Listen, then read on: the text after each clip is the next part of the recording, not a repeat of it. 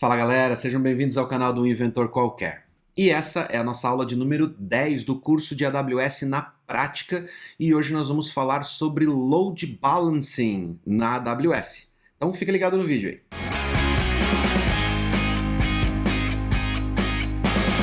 Se você perdeu, na aula passada a gente publicou a nossa primeira aplicação numa instância EC2 dentro da AWS.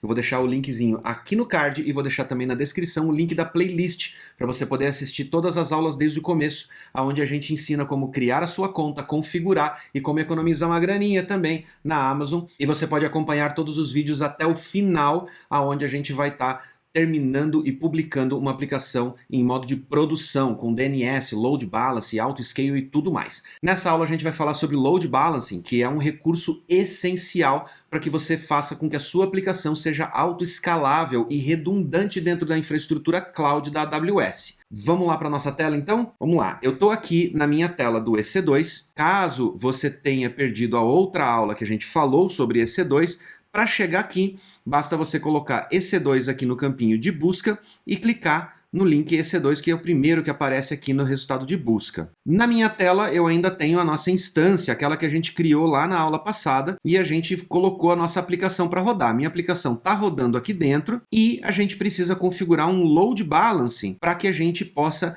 ir para o próximo passo, que é o auto-scaling, que é quando a gente vai deixar a nossa aplicação subindo elasticamente, crescendo ou diminuindo de infraestrutura conforme for necessário. No Load Balancing, para quem não sabe o que é um Load Balancing basicamente é uma máquina ou um serviço, no caso da AWS, mas um Load Balancing pode ser configurado através de outros tipos de serviços, como o Nginx, por exemplo, que é um dos servidores web mais utilizados no mundo, principalmente por grandes corporações que precisam de performance. Ele é muito simples de configurar, ele é fácil de utilizar e super leve, dando alta performance para sua aplicação. Estou eu aqui fazendo jabá para o Nginx, mas vamos lá. Uma outra plataforma que é desenvolvida em cima do Nginx é o Kong. O Kong é um API Gateway, é uma plataforma que é desenvolvida especificamente para interfacear APIs, ou seja, você pode ter várias APIs ou vários microserviços dentro da sua infraestrutura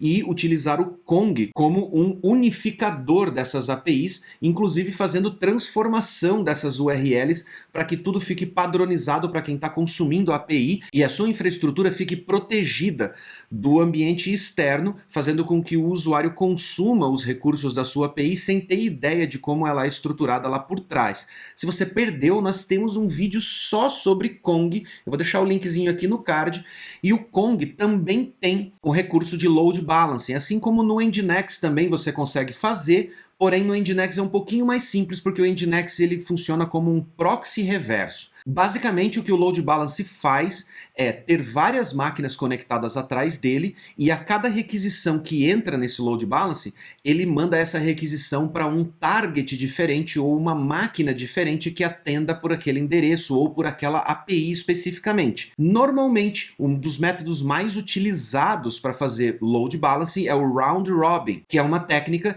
que determina matematicamente como distribuir a carga de forma igual para estas máquinas. Mas já existem algoritmos mais evoluídos na parte de Load Balancing que utilizam algoritmos inteligentes que medem o tempo de resposta de cada requisição que passa para esses targets ou para essas instâncias que estão respondendo pela aplicação. E dependendo do tempo de resposta, ele manda mais ou menos requisições para cada uma dessas máquinas, mantendo sempre a sua aplicação o mais performática possível. No caso da Amazon, eu não sei ao certo qual é o algoritmo ou como o algoritmo de Load Balance da Amazon funciona, porém ele funciona muito bem e ele serve para poder fazer esse interfaceamento da sua aplicação com o seu usuário. Mas o Load Balance da Amazon não é um API Gateway, então ele funciona de uma maneira muito mais ampla. Você pode utilizar ele tanto para fazer Load Balance em cima de uma API, como você pode utilizar para fazer Load Balance em cima de máquinas que rodam Nginx e entregam conteúdos estáticos,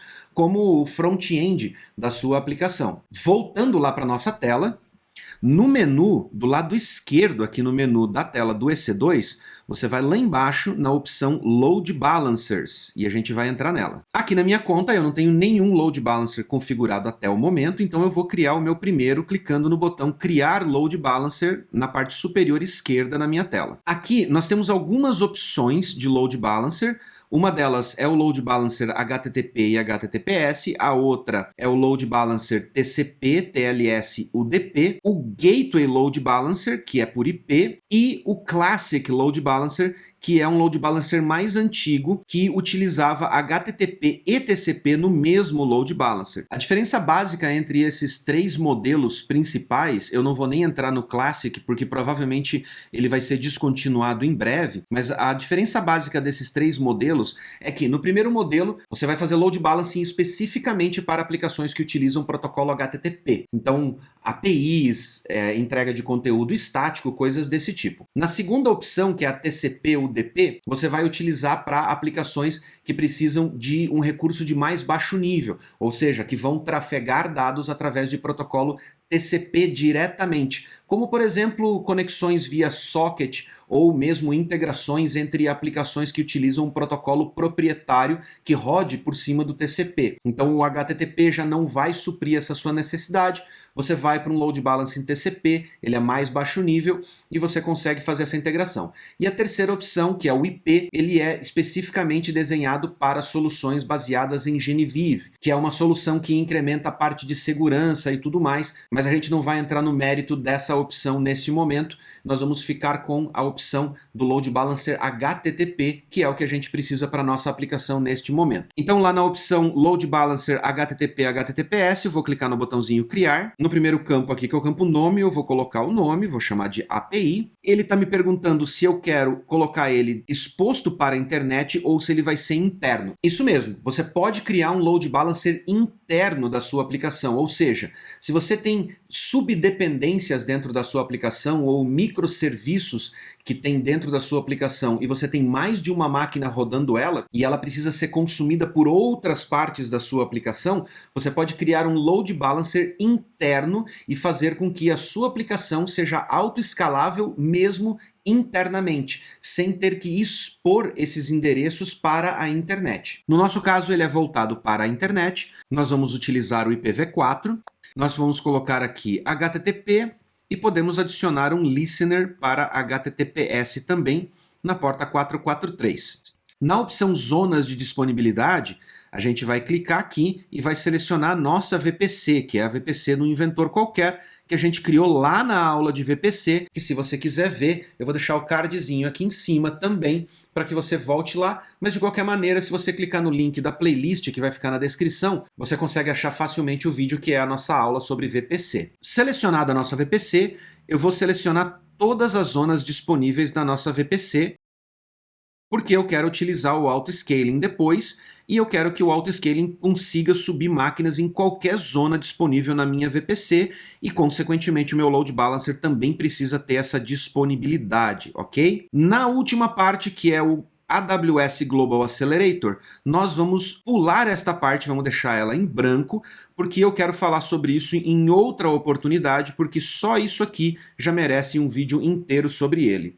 Então nós vamos para configurações de segurança. Nas configurações de segurança, nós temos a opção de escolher um certificado ACM, fazer upload de um certificado, escolher um certificado no IAM e fazer um upload de um certificado no IAM. O que é o certificado? Na etapa anterior eu selecionei HTTPS, ou seja, eu selecionei uma conexão HTTP segura com suporte a SSL, que é aquela certificação que bota o cadeadinho lá no endereço do navegador, mostrando que a conexão entre a sua máquina e o servidor está criptografada e que ninguém consegue interceptar essa conexão para poder capturar dados enquanto você está trafegando a sua navegação ou o seu usuário está navegando no seu site.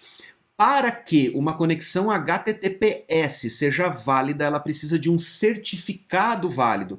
E esse certificado precisa ser gerado e precisa ser validado para que ele seja válido, para que ele seja efetivo. Como eu ainda não tenho um domínio configurado aqui para o meu load balancer, o que nós vamos fazer nessa etapa?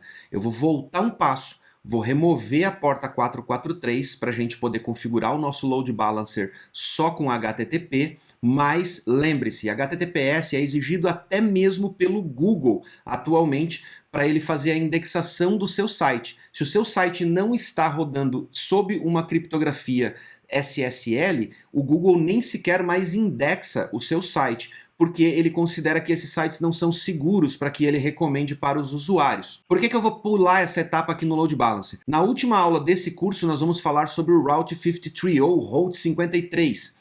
Lá a gente vai configurar os DNS, os domínios.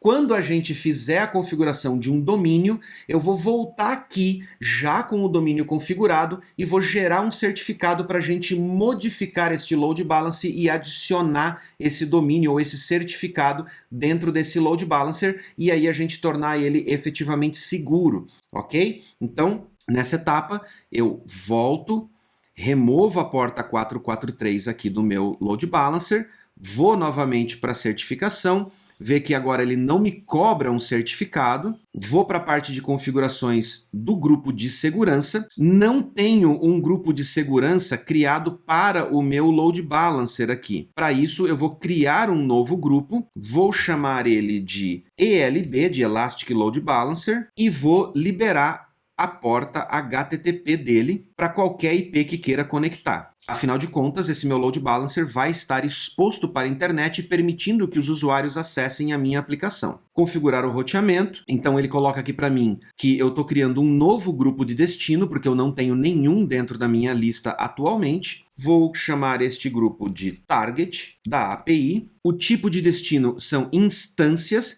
Eu posso apontar o destino desse load balancer tanto para instâncias, quanto para IPs específicos, quanto para funções Lambda, que é outro assunto que eu quero abordar no futuro, com certeza, porque Lambda é muito top para você colocar aplicações serverless para rodar. Mas por enquanto nós vamos ficar aqui no instância, protocolo HTTP e no meu target, se vocês se lembram lá da aula passada, o meu target, ou seja, a minha aplicação, ela não está rodando na porta 80, ela está respondendo através de protocolo HTTP, porém ela está rodando dentro da porta 3001.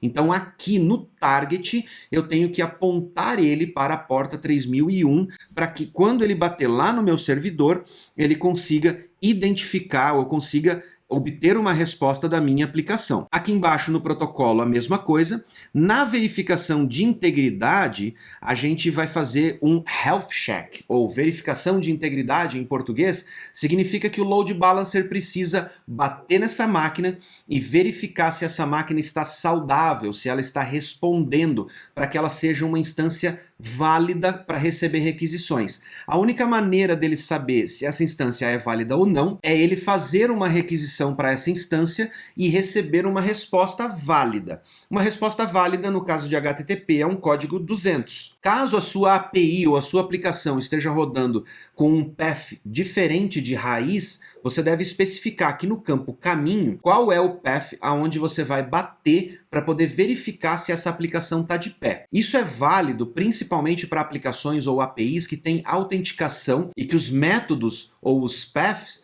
sejam autenticados. Caso eles sejam autenticados, quando o load balancer tentar bater para verificar se ele está funcionando, ele pode receber uma resposta que quer dizer, você precisa de autorização para acessar essa rota. Dessa maneira, o load balancer vai entender que a rota não é válida e ele não vai mais manter aquela máquina dentro da lista de possíveis targets ou de targets válidos. Então, se você tem uma API onde todos os métodos são privados ou todos os métodos são autenticados, você precisa criar pelo menos um método que seja padrão para verificação de saúde dessa máquina, ou seja, para fazer o health check, para que o load balancer consiga bater nela sem precisar de autenticação e verificar se o código que está retornando é um código 200 e assim o load balancer saber que essa máquina pode continuar recebendo requisições. No nosso caso, todos os nossos métodos estão abertos, então eu vou manter ele nesse formato aqui, que é o root, e nós vamos para o registrar destinos. Aqui no registrar destinos,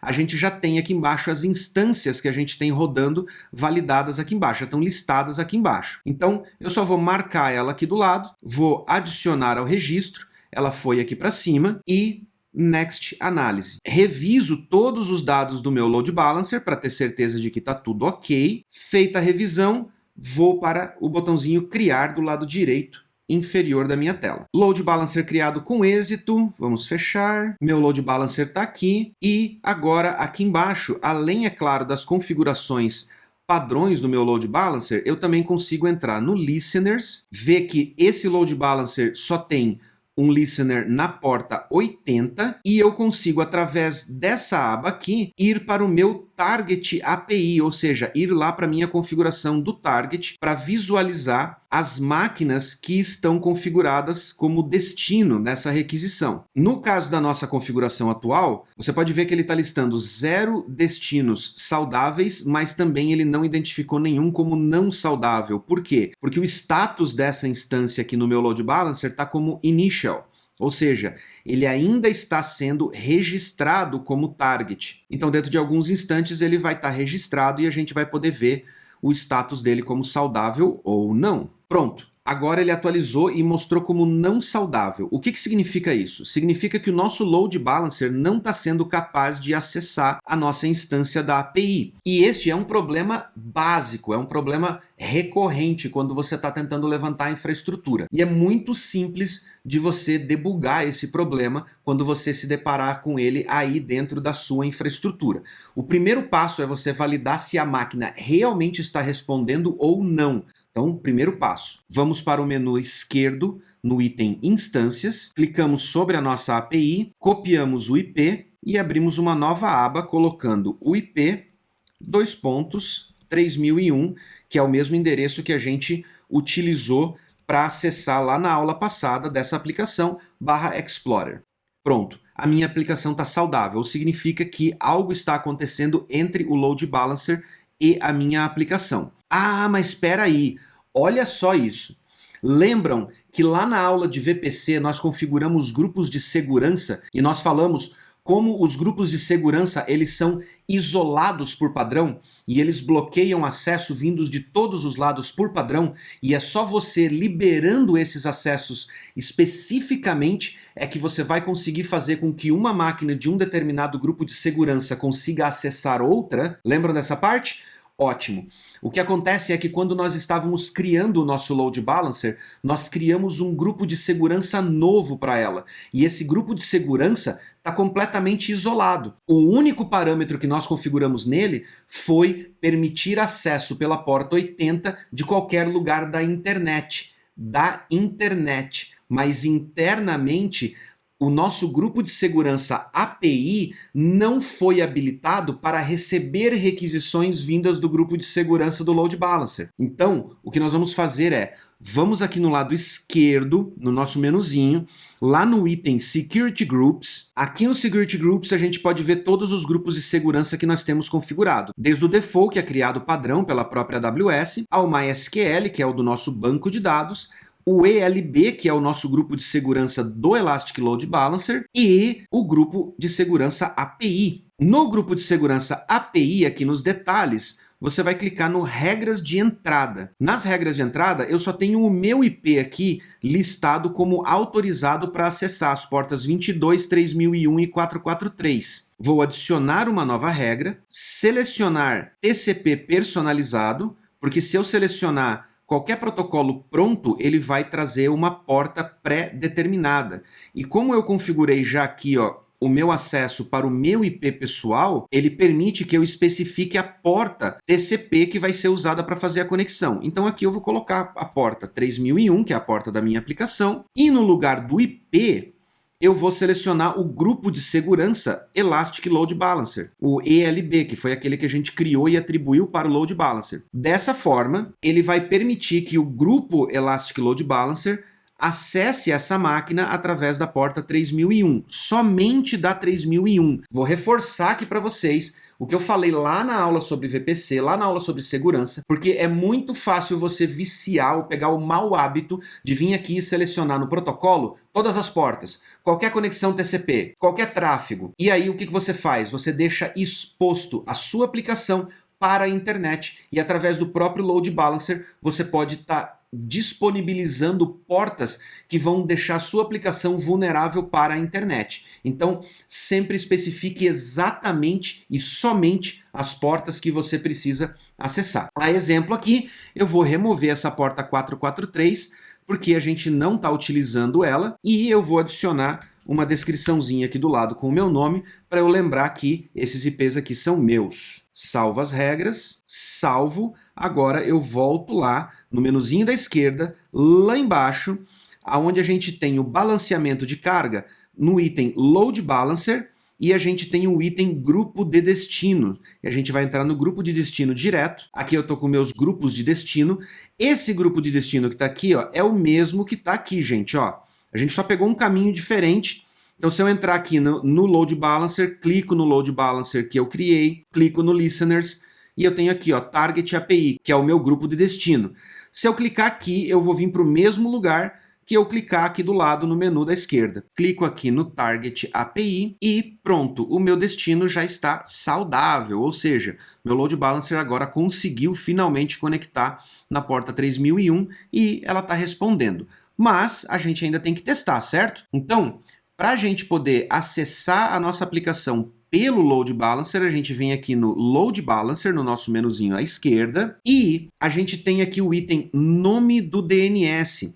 Este é o endereço público direto do Load Balancer da Amazon que está com a nossa aplicação. Vocês podem ver que ele tem aqui o prefixozinho API, que é o nome que eu dei para ele. Depois ele tem um código, e aí vem um subdomínio da Amazon, hierárquico, que vem do nome do meu Load Balancer, a região onde ele está hospedado, .lb.amazon.com. Eu vou clicar nele aqui para copiar, vou lá na nossa abazinha de teste e tento acessar ele diretamente lá usando o /Explorer. Por que eu não estou mais usando o 2.3001 aqui? Porque o meu Load Balancer está traduzindo a porta 80 para a 3001. Lembrem-se que quando a gente configurou o Load Balancer, a gente configurou ele para escutar pela porta 80, pela porta HTTP. Dentro do Target é que eu falei, o Target responde pela porta 3001. Então as requisições vão entrar pela porta 80 normalmente. Dentro do Load Balancer ele vai direcionar essa requisição para a porta 3001 das máquinas que estiverem por trás do meu Load Balancer, vai receber a resposta e devolver para o usuário. Na última aula, quando a gente configurar o DNS e criar o certificado,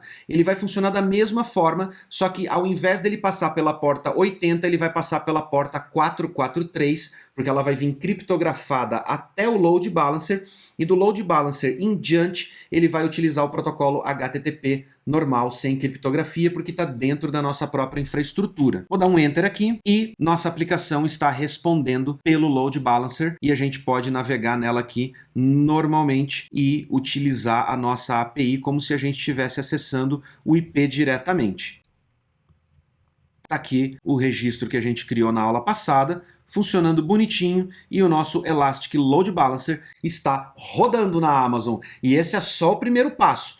Aula que vem nós vamos falar sobre auto-scaling, e aí vocês vão aprender como preparar essa infraestrutura para escalar automaticamente, entrar no Load Balancer sozinho e você ter a sua infraestrutura, a sua aplicação rodando com zero falhas, totalmente autônoma.